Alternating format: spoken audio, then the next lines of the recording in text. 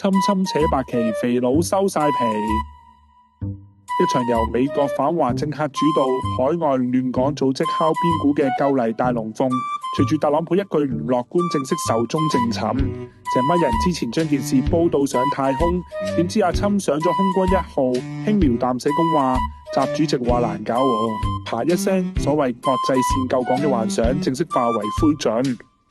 回帶睇下，特朗普訪華前夕真係好戲連場，美國眾議院414票對0票扮晒強硬，香港自由委員會口響話釋放政治犯係核心條件，黎智英個女仲戇居，到封特朗普做解放總司令，結果呢，阿侵對住記者扯晒白旗，原來所謂核心條件只係一句 I will appreciate it， 即係唔該晒你啊，得唔得閒放人啊？威脅就冇，禮貌就有，成個指責老虎現晒形。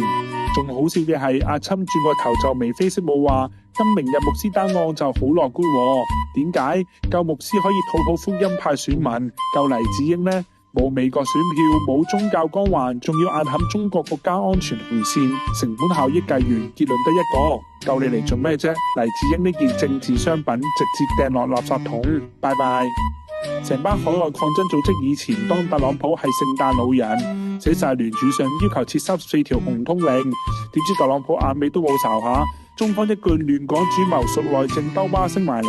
成班人即刻啞晒。呢班友終於發現自己喺美國佬眼中連旗幟都稱唔上，頂多係將用完即棄嘅紙巾。有求於中國嗰陣，香港民主自由 ，Oh sorry not my business。